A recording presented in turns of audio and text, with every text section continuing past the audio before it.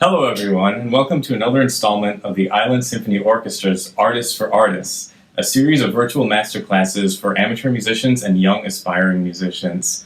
I'd like to thank the New York State Council on the Arts for the grant that makes this possible. This grant is administered by the Huntington Arts Council. And today, we are quite thrilled to welcome a world-class woodwind player. Today, we have for you Elizabeth Koch Tiscione, who is Principal Oboe of the Atlanta Symphony Orchestra. Liz, it's great to have you here on our series. Thanks so much for having me. Okay, so I wanted to just start with, we knew each other many, many years ago. We both went to Interlochen together, and I wanted you to tell everybody what made you realize that you wanted to play oboe professionally, from going from enjoying playing the instrument to actually wanting to have a career in music. I found that out pretty early on, even before I went to Interlochen with you. I started the oboe when I was 10, and I swear the very first lesson I had on the oboe, my band director told me that I said that I wanted to be a band director. So, I mean, I think it's because I loved the instrument. I loved like the community aspect of it. I love music for sure, but I don't think I knew I loved music yet. I think I just loved, I felt very connected to the oboe immediately. Mm-hmm. So I started on piano actually when I was 5, and it was a struggle to get me to want to practice. I really didn't connect with it. And then as a child, I was involved with like some children's choruses and musical theater. And so I had a more natural ability to like connect with my voice and my breath. And so a wind instrument like was very compatible with me. So the oboe just felt like an extension of my voice, and I loved to sing. So that it just felt very natural from the beginning. And I think I just loved it so much more than the piano that I was like, because love at first note, I guess. And so I was always involved with like ballet and musical theater. So music was always a part of my life from like a very, very young age. I can't remember really ever. I don't remember like not being a part of a musical group. You know, I was in my church's chorus, and then musical theater, stuff like that. But I really knew I loved it when I got accepted to the Disney Young Musicians Symphony Orchestra, which was I guess I was in 8th grade, and I saw the commercial on TV that was like advertising the audition. I don't think it exists anymore, which is sad, but they advertised the audition. I took the train to New York City with my dad. It was the first time I ever went to New York City. I played my Telemann concerto, and then we took the train back. We didn't even stay overnight. And then I found out I got first chair, which was really cool. And that was my first exposure with like really, really good young musicians. And also my first exposure like with people that loved playing as much as I did. And so I felt like it was just like a dream to be a part of that orchestra. And I think ever since that experience, I was like, yeah, I want to be in an orchestra. This is what I want to do.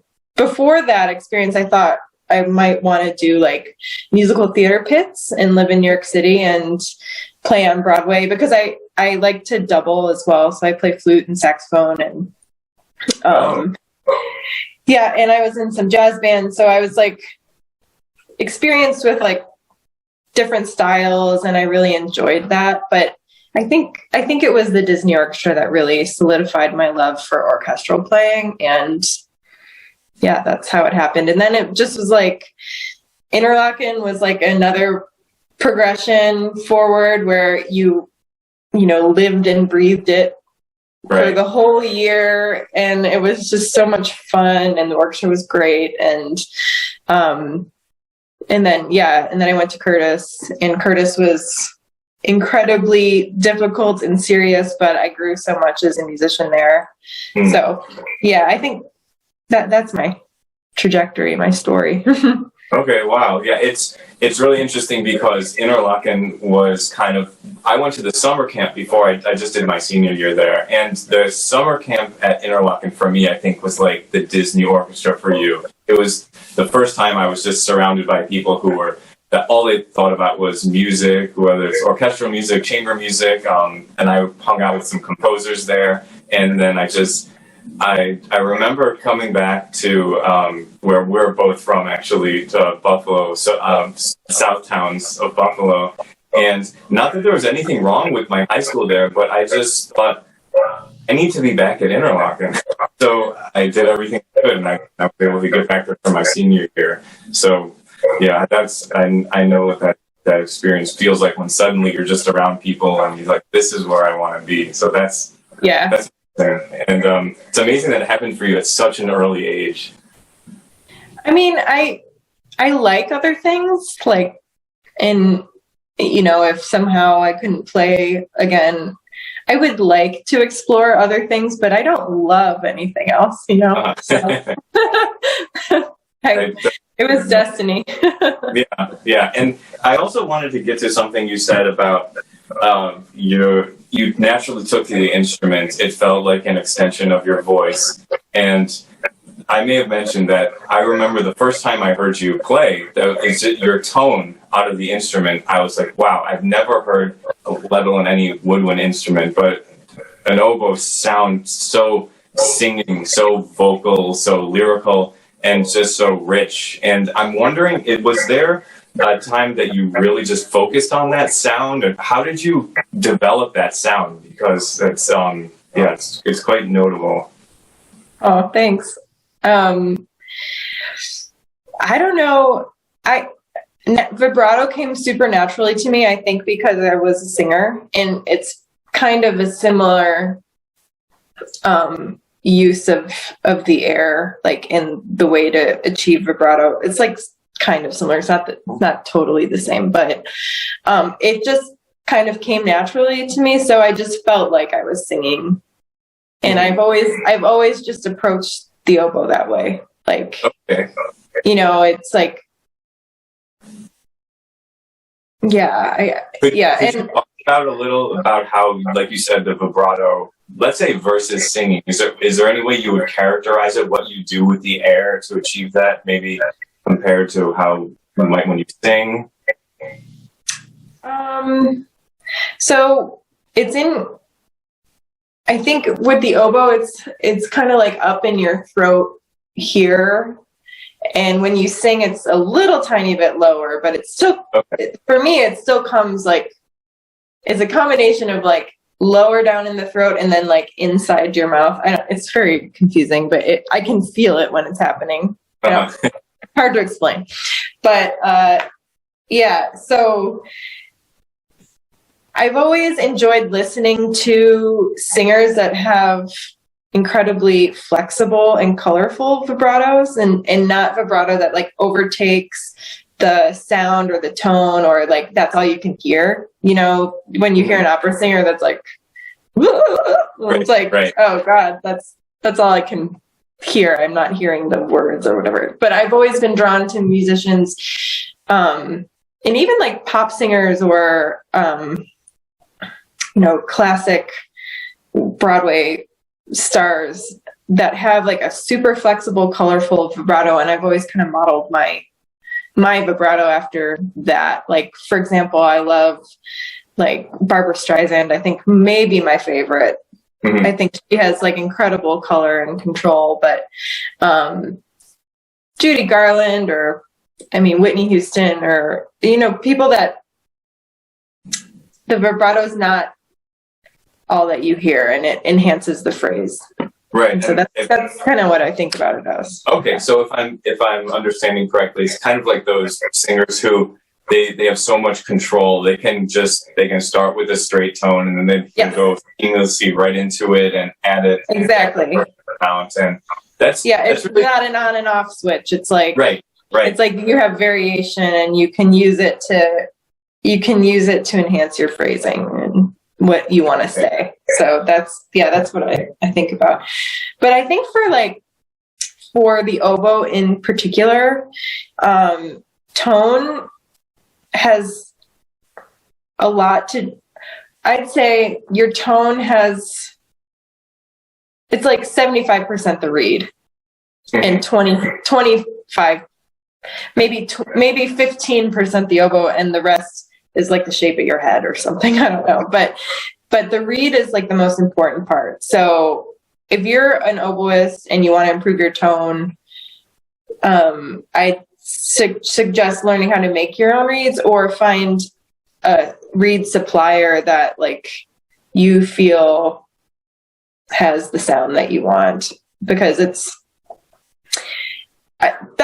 one thing I find really incredibly fun about the oboe, is that I can create my sound from like literally a piece of wood, like from nothing, and I have complete control over it. And not all instruments have that, but the oboe does, and that's right. A really cool thing. Did you do a lot of experimenting when it came to how you made your reeds, or did you kind of just go with it? Okay. It was like, at first you're just trying to get something that works and is functional, but then once you understand the process and you're pretty confident in it, you can do all kinds of experiments with different shapes, different cane hardnesses, different gouges, different, scraping styles, and all of that yields little different results. So you have control. It's nice. So then, do you have? I wonder if we've had this conversation like 13 years ago or something. But do you have, let's say, your Bach reed, and then your Mahler reed, and that sort of thing, or do you mostly on the ideal day, sure, but you're not always that lucky with reeds. But a lot, like for me, the reed has to respond. Like, because if you were to cue me in a solo and the reed didn't work, then it doesn't matter if it has a great sound when it does work. Like that's the most important thing. The second most important thing is for it to be in tune, and the intonation. If you have a reed that responds and plays in tune, then most likely it's a pretty comfortable reed, and most likely it will have a decent sound. But then you can kind of tweak it to be like a little more covered, or a little brighter, or lighter, or darker, or whatever you want for the piece you're playing. Okay. That actually, and you brought up something that I did want to ask a little bit about, which was intonation, and the playing with a woodwind section and tuning to each other, tuning with the orchestra, and kind of just any tips for amateur players that you might have, because it can be difficult, and sometimes it can be a slightly moving target, and sometimes the intonation can be relative, and just with the nature of your instrument, it has its own little tricky nuances about it. I'm wondering if you could share something you've figured out about that. Specifically about the oboe, or like the section? Sure. How about either or? Okay. Well, in a woodwind section, if you're lucky enough to have an incredibly reliable bassoon section, and specifically second bassoon, usually that person will be your rock, and you just listen down to the tonic or whatever they're on, and you tune to that. And you don't always have that, and that's okay. There are other ways to figure it out. Personally, like, I play in an orchestra that's really big and has a pretty vibrant and healthy sound, and I'd say half the time I'm playing, I can't really hear myself. But I can feel the vibration on my lips, and I can feel the vibration in my hands. And when you become really intimately connected to your instrument by practicing with a tuner and realizing what it feels like to play in tune and how it resonates in your head, how the reed feels when you're playing in tune, how the instrument is ringing and feels when you hold it, then you can know if you're in tune without having a tuner understand it, without being able to hear yourself. It's kind of all about like finding the right ring. And that sounds really like magical, but it's really not. You have to practice with a tuner, and you have to not just look at it. You have to remember what it feels like to play that way. So it becomes muscle memory. And like for the oboe in particular, if you are playing and things feel very dull and you are getting very tired very easily, most likely you're playing too low. And if you feel like if you feel like your volume, you can't play loudly, and things feel tight, most likely you're playing sharp. So it's a lot of just becoming really aware of your own instrument. I'm sure every instrument's the same way, but I just know the oboe. So that's fascinating. I mean, I'm not as a hobby I play the horn, but I have really no experience with woodwind instruments, so it's really interesting to hear that type of resonance and how that resonance and muscle memory is kind of connected to one another. So, okay, great. Now, another question I had is about when you are playing, let's say, with a woodwind section, and let's say you have a solo melody versus when you are playing a solo melody with, let's say, the string section by itself. Are there different ways you approach fitting your sound into, let's say, primarily a woodwind accompaniment versus primarily a string accompaniment? Just how you envision that that sound fits into. I've never really thought about it, but I guess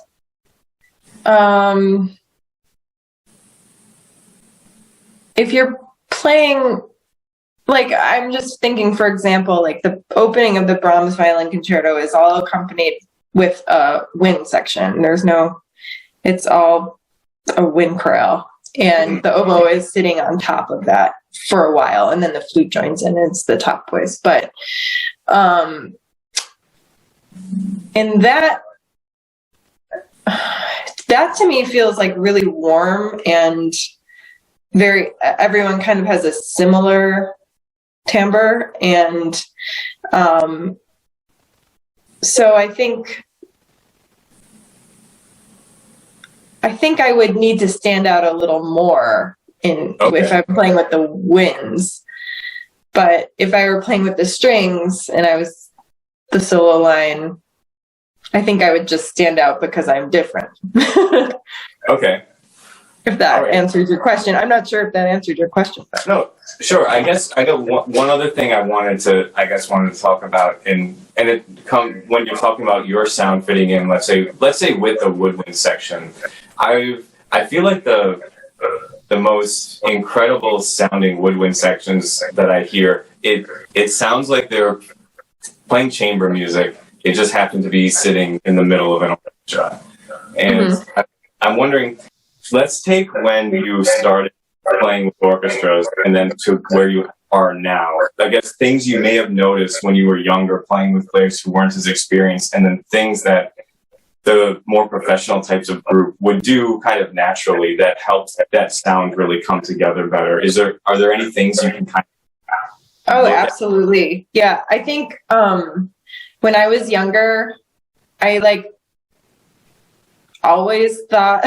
That sounds really dumb, but I always thought if the oboe was playing, it was the most important thing that was going on. And so I was always playing really loud and like maybe not always really loud, but like always very soloistically, even if like I just had a accompanying line, or even if, you know, like the flute had the solo and I just had like little interjections or something. Like I always thought that like, oh, well, this is really important. But I guess my point is, as I got older, I realized that you're not always the most important line, even if you're playing Principal Oboe. So yeah, knowing like your place in the whole texture of the piece, knowing if you are accompanying someone, knowing what part of the chord you're playing, knowing, you know, if your solo line leads into something else, and knowing how to trade that off, knowing like how to stay in time. I mean, I think there are some moments where when you're playing a solo, you are leading and everyone is reacting to you, and you can do some things with vibrato, but a lot of times I think younger players just will do that without thinking about how it's affecting the ensemble. So yeah, just knowing your place in what's going on is super important. Okay, so basically familiarity with the score, with, you know, listening to the piece, getting more familiar. Yeah, listening to the piece and getting familiar with it. Okay, that makes sense. That's and it is true, because when you talk about rhythm, you talk about vibrato, you talk about understanding how your solo fits into that. There's from every end of the spectrum. There are some solos that are against a rhythm that's just like this, and you don't have much freedom. And then there are some solos that are just against fermatas and the strings. Right. Yeah. Do whatever you want, but just knowing that will totally give you either the freedom or the kind of the guidance. Know how you approach that. Honestly, like I've been on so many audition committees, and you can tell if people know that or not. Like, and that's a huge indicator of whether you want to work with them. So yeah, it's important. Oh, that's interesting, because obviously if somebody's auditioning, they're just going to be playing all by themselves, and yeah, you can tell. Yeah, you can tell if they've just learned the solo and don't know what's going on.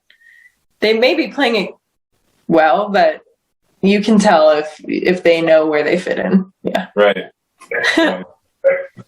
Okay. Are there any, I guess, general things you've picked up over the years that may be obvious to you, but might not be obvious to, let's say, an amateur player who plays with a community orchestra, just about beyond just knowing the score, beyond just that, about maybe rehearsal preparation, or things that when you go in and when you're playing with an orchestra, that could just help them out to get the best sound they can get, to get the best, to contribute to the whole of the operation in the most efficient, effective way.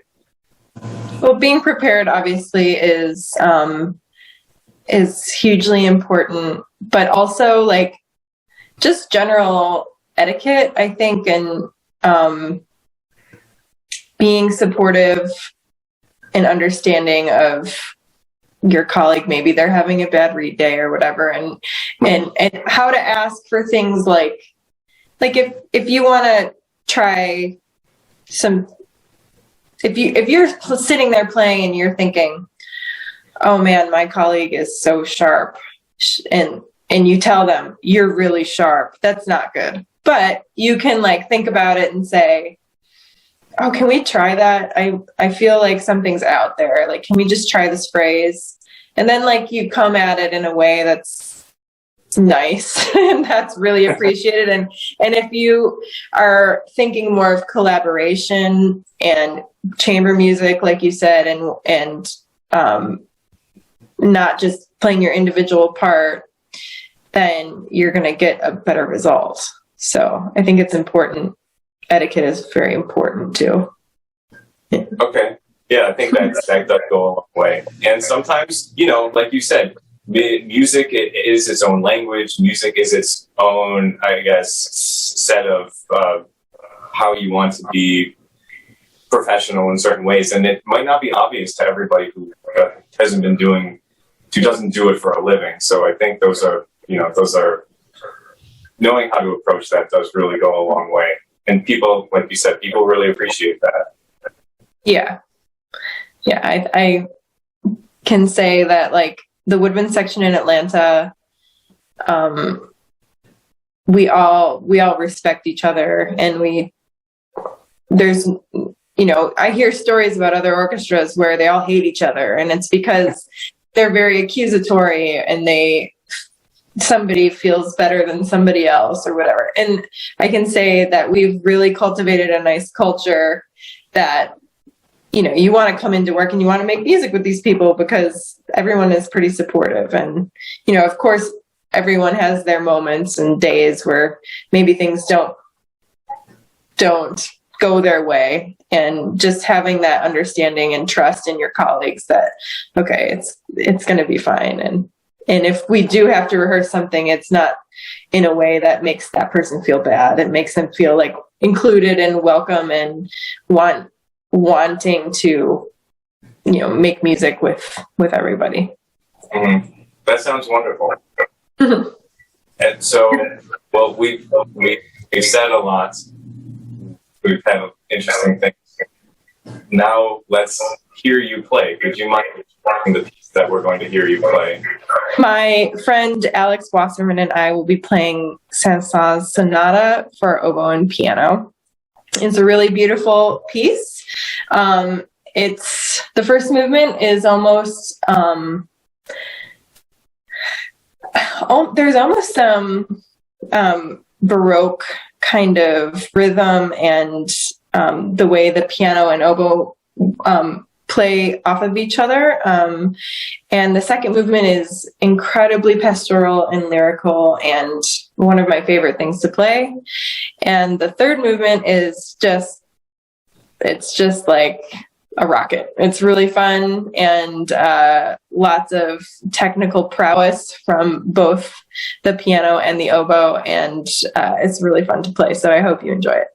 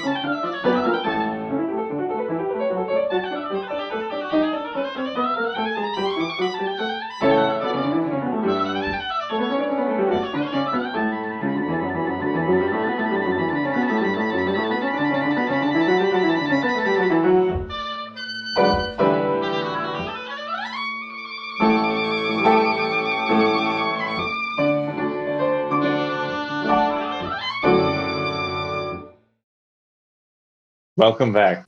Well, one of the first comments we have was, wow, so, brava. I wanted to mention that you were talking about singing through the instrument and how you are a singer. And I got to thinking about composers that you may like to perform. Then are there certain composers that, let's say, you feel the way they sing through the oboe is you particularly like it? I mean, I know there's countless beautiful oboe solos in the repertoire, but I'm wondering if there's any particular composers who resonate with you for the way they use your instrument. Absolutely. The first one that comes to mind, and probably one of my favorites ever, is Samuel Barber. And I think that the way he wrote for the oboe was just incredible. I mean, he really used it to its full potential, I think. Yeah, absolutely. And I guess I'm wondering if there are any composers that wrote in a way for your instrument that you kind of thought, oh wow, that kind of takes it in a direction that was fascinating but different, or something like that. That's well, I guess, although I love Sibelius is often very hard for the oboe because it's a lot of like low articulation stuff, which the oboe doesn't do very well. But, oh, really? Yeah. Let's see. I just played this piece by Roger Zare. Do you know Roger? Oh, I went to Peabody with him. Yes, I do know Roger. Okay, I played a concerto for oboe and wind band by him, and it pushed me to my absolute limits. He really extended my thinking on oboe technique, because it was so hard. but Oh, wow. but once I practiced and practiced and practiced, I could do it, and now I can do it. You know what I mean? So it's extended my thinking, which is cool. Yeah, and what a great compliment to a composer like that, for them to kind of expand the way you may think of what the instrument can do. So, well, good for Roger. Another thing that I heard when I was listening to you play, and I think obviously every instrument has its particular challenges when it comes to doing things, let's say like playing, but especially your instrument, I think playing delicately, especially when you're playing high and playing delicately and doing it as effortlessly as it seems for you. Is there anything a player might practice to develop just the ability to do that? Well, I can assure you it's not effortless, but maybe I'm a good actress. I guess it's all about like your breath control and your support. So the extreme high register, I think on the oboe, you need to use a lot of support, but sometimes not, if you're playing softly, not a lot of air. So there's a balance there of like air speed and core muscle engagement and the amount of air that you're letting through, all kinds of different things. Mm-hmm. But I think if you're a wind player, practicing your long tones and practicing them from like the extreme dynamic ranges, like say you have a 15-second long tone or whatever you're practicing, and you start from the softest you can play to the loudest you can play, and then diminuendo again to the softest you can play. And if you can master that on every note, you can do anything. The world's your oyster. Would you say, in a way, it's kind of like weight training in a sense? You kind of just have to. Well, it is. It's physical. I mean, playing an instrument is very physical, and your tongue is a muscle. I mean, I find that, if I'm taking good care of my body, my playing gets better. Mm-hmm. And if I'm not getting enough sleep, or if I'm eating poorly, or feel tired or sluggish, then my playing will reflect that too. Mm-hmm. Okay, we have actually a particular question about different makers of oboes and their effects on tone. We have a player in our orchestra saying that he's used different types of oboes, and I'm wondering for an amateur player how you would guide them about selecting an instrument. Well, that person is right. Every maker kind of does have their own signature sound. So, but there are many, many, many options to choose from. I play on a cubby oboe.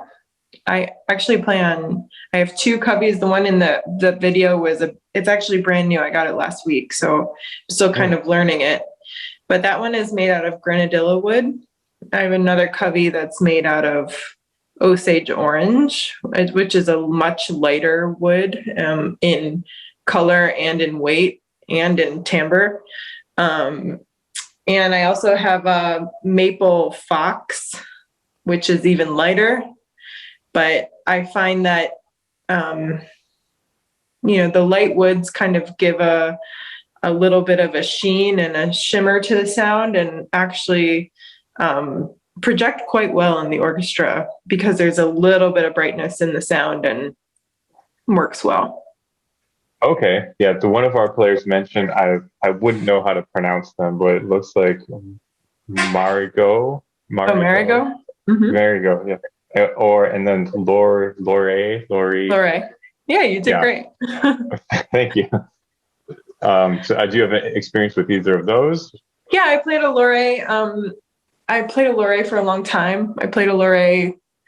That was my first professional instrument. And then I played many different Lorraines throughout my career. I find that Lorraines are a little bit picky with reeds. So the cubby I play on now is a little more forgiving with reeds. So I feel like I can sound the way I want to a little bit easier. Okay. I think we can just say thank you for joining us for this, and it's been a real pleasure. Thank you so much for having me. I really enjoyed it. Nice to reconnect with you too. Yeah, absolutely. Okay, thank you everybody for tuning in. This has been Elizabeth Koch Tiscione, Principal Oboe of the Atlanta Symphony Orchestra.